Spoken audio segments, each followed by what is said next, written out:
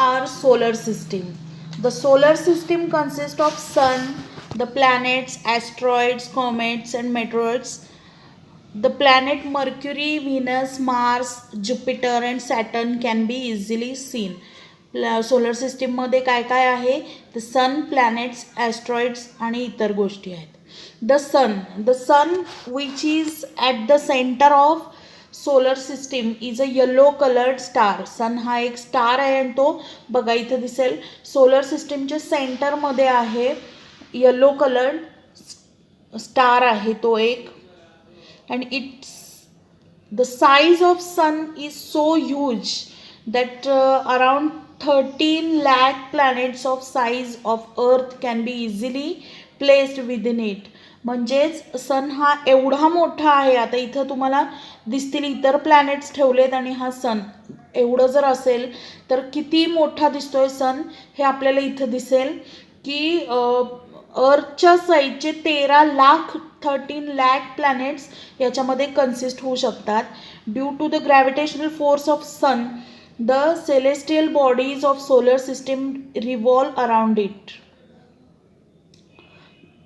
आता ग्रॅव्हिटेशनल फोर्समुळं हे आपले जे प्लॅनेट्स आहेत ते याच्या भोवतीनं रिव्हॉल्व करत आहेत. पण हा जो सन आहे हा its surface temperature is around 6000 degree Celsius.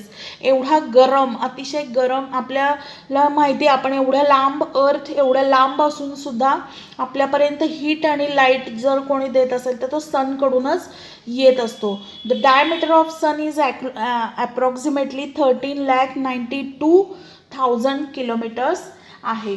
The sun rotates around its axis and while doing so it revolves around the center of Milky Way, taking the rotates around its axis, and while doing so it revolves around the center of Milky Way also. Now see the planets. आता आपण planets बघूया. पहिला planet आहे Mercury. The planet is closest to the sun.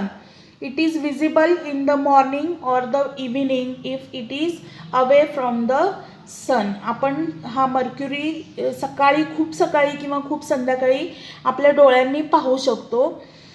And it is the fastest moving planet आहे हा mercury. 88 डेजमध्ये तो revolve होतो. आणि त्याच्यावरती चंद्रावरती जसे खड्डे आहेत तसे ह्याच्यावरती असे आपल्याला खड्डे पाहायला मिळतात जर टेलिस्कोपमधून पाहिलं तर, which look like volcanic craters असे असतात. आता हे पुढचा प्लॅनेट आहे व्हीनस.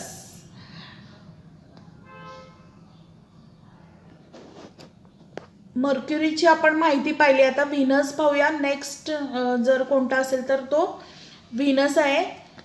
व्हीनस हा ब्राइटेस्ट प्लॅनेट आहे. Brightest planet in a solar system. It is seen in the sky. हे बघ, अर्थ अशी असेल तर व्हीनस असा दिसतो. It is seen in the sky in the east before the sunrise and in the west after the sunset. It rotates around itself from east to west. It is hottest planet. बघितलं तो किती hot इथून दिसतो. जेवढे planets आहेत त्याच्यात सगळ्यात hot Venus आहे हे लक्षात घ्यायचं आहे. आता व्हीनसच्या नंतर जर सोलर सिस्टीममध्ये कोणता प्लॅनेट असेल तर ती आहे आपली अर्थ.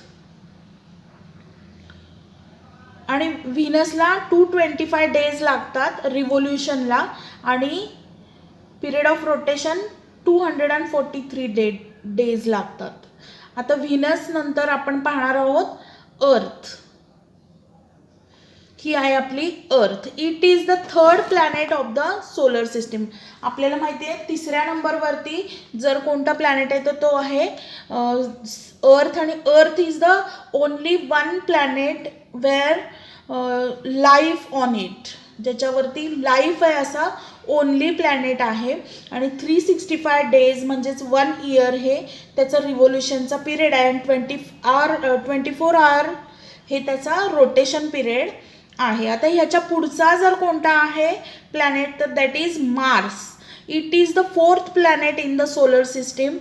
As the soil on Mars contains iron, its color is reddish. जरासा लालसर असा हा दिसणारा प्लॅनेट आहे. Hence Mars is also called the red planet. Red planet म्हटलं जातं तो लाल दिसतो म्हणून. आणि लाल का दिसतो तर त्याच्यावरती आयर्न कंटेंट आहे म्हणून. The highest and longest mountains in the solar system Olympus Mons is located on Mars. मार्सवरती ही लॉंगेस्ट माउंटन तिथं आहे. आणि आतापर्यंत तुम्हाला माहिती असेल मंगलयान वगैरे हे आपण पाहिलेलं आहे की मंगळावरती म्हणजे मार्सवरती माणूस पोचलेला आहे.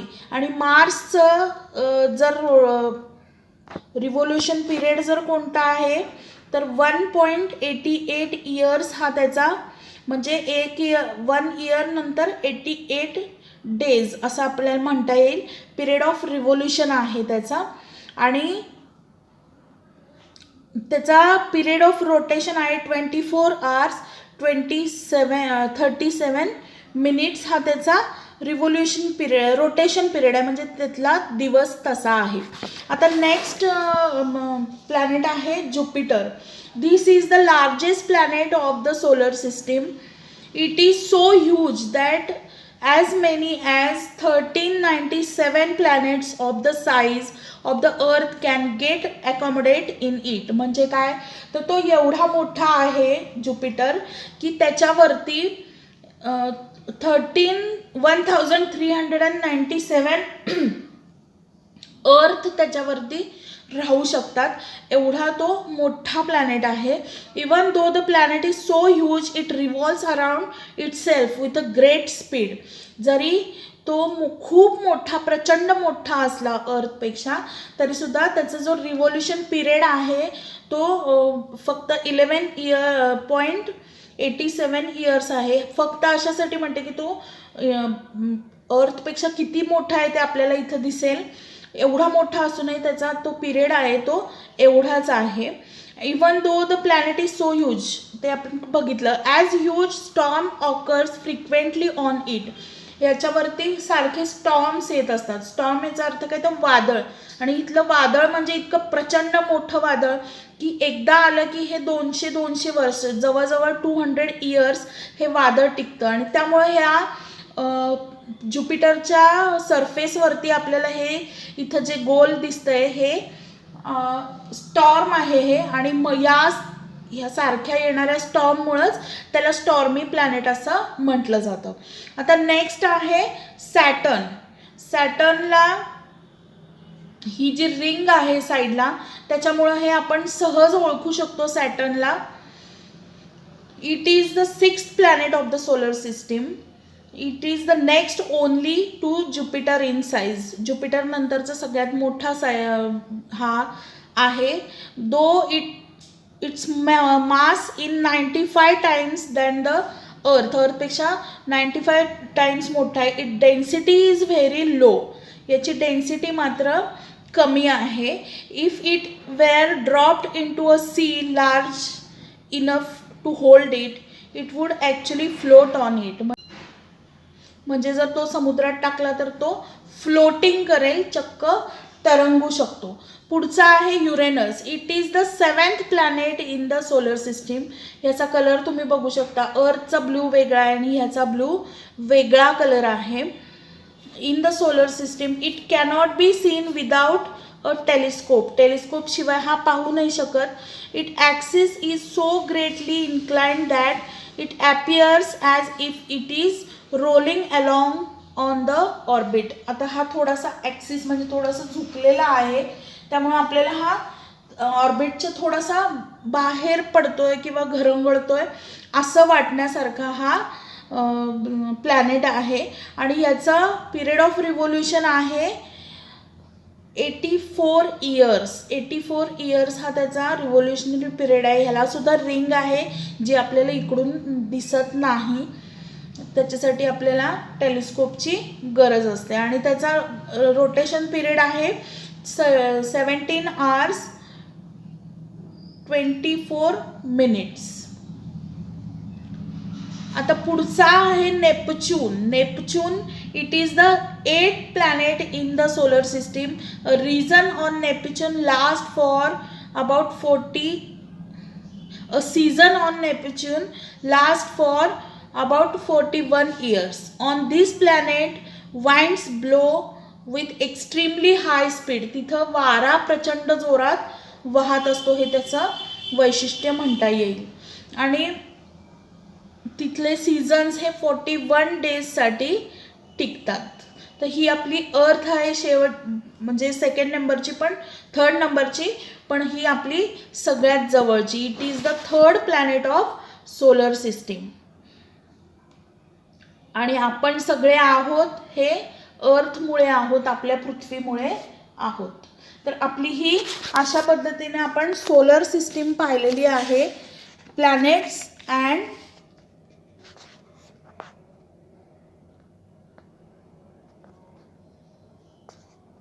इथं आपल्याला दिसेल हे सगळे इथं दिलेले हे प्लॅनेट्स आहेत.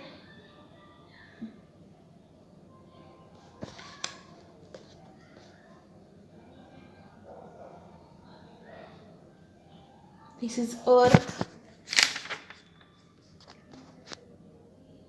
Saturn, Uranus and Neptune,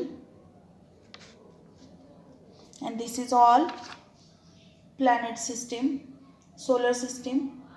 This is our sun and solar system. आपण आतापर्यंत प्लॅनेट्स पाहिले. आता सॅटेलाइट्स, ॲस्ट्रॉइड अँड डॉर्फ प्लॅनेट्स काय आहेत ते आपण पाहूया. सॅटेलाइट्स म्हणजे आपल्याला सगळ्यांना माहिती आहे मून किंवा चंद्र आपल्याला सगळ्यांना माहिती आहे. आपल्या अर्थच्या जवळ असलेला only one moon is there, moon is the satellite of earth, म्हणजे तो उपग्रह असं त्याला म्हटलं जातं. ते इंडिपेंडंट नसतात, ते असतात कुठल्या ना कुठल्या तरी प्लॅनेटच्या भोवतीने फिरणारे असे सॅटेलाइट्स असतात. The celestial bodies that revolve around the planet without independently revolving around the sun are called satellites. आता like planet, satellites rotates around their respective axis. ते ठराविक ॲक्सिसमध्ये स्वतःच्या भोवती सुद्धा फिरत असतात, रोटेट करत असतात. The moon is the satellite of earth. It does not have an atmosphere. Moon हा सॅटेलाइटचा आहे अर्थचा आणि त्याला ॲटमॉस्फिअर किंवा वातावरण असं नाही आहे. Its period of rotation and revolving are both 27.3 days. Except the Mercury and Venus, all other planets have satellites but in vary in numbers. आता इथं नंबर ऑफ, मागच्या पेजवर इथं सॅटेलाइटची लिस्ट दिलेली आहे, प्लॅनेट्सची लिस्ट दिलेली आहे. त्याच्यात नंबर ऑफ नोन सॅटेलाइट्स, अर्थला 1 सॅटेलाइट आहे जो मून, त्याचा इथं नंबर दिलेला आहे. आणि बाकीच्या प्लॅनेट्सना सुद्धा मून आहेत किंवा सॅटेलाइट्स आहेत, त्याचे इथं नंबर्स दिलेले आहेत. सगळ्यात जास्त सॅटेलाइट्स हे ज्युपिटरला 64 सॅटेलाइट्स आहेत. तर अशा पद्धतीनं सॅटेलाइट्स म्हणजे काय तर सरळ सरळ चंद्र किंवा उपग्रह असं म्हणतात. Asteroid a great number of small size bodies. आपल्याला माहिती आहे अर्थ कसं तयार झाला, तर सनच्या भोवती फिरणारे काही गॅसेस आणि धुळीचे कण हे सगळं एकत्र होऊन त्याचा प्लॅनेट्स तयार झाले. असे फिरणाऱ्यापैकी काही स्मॉल साईज बॉडीज अशा होत्या that could not turn into planets. त्याचे प्लॅनेट्स होऊ शकले नाहीत, पण त्यांचं रोटेशन जे रिव्हॉल्विंग जे आहे सनच्या भोवतीनं ते अजूनही कंटिन्यू चालू आहे. Continue to revolve around the sun. When bodies are known as asteroids. These bodies are known as asteroids. A belt of such celestial bodies has formed between the planets Mars and Jupiter. आता Mars आणि ज्युपिटरच्या भोवतीने ह्या दोन्हीच्या मध्ये एक असा belt तयार झाला, त्याला तो या ॲस्ट्रॉइड्सचा आहे. पुढचा आहे dwarf planet. A small size, dwarf याचा अर्थ काय, बुटका, छोटा असं म्हणू शकतो. A small size celestial bodies that revolve independently around the sun is called dwarf planet. A celestial bodies like Pluto can be classified as a dwarf planet. Pluto takes around 248 years to complete. Its revolution around the sun, whereas it takes around 638 days for one rotation. Pluto हा dwarf प्लॅनेटमध्ये आहे. इतर पण dwarf planets आहेत आणि हा Pluto हा dwarf planet आपण म्हणू शकतो. तर इथपर्यंत आपण सोलर सिस्टीम पाहिलेले आहेत. द कॉमेट आणि द मेटिओर हे आपण नेक्स्ट व्हिडिओमध्ये पाहूया.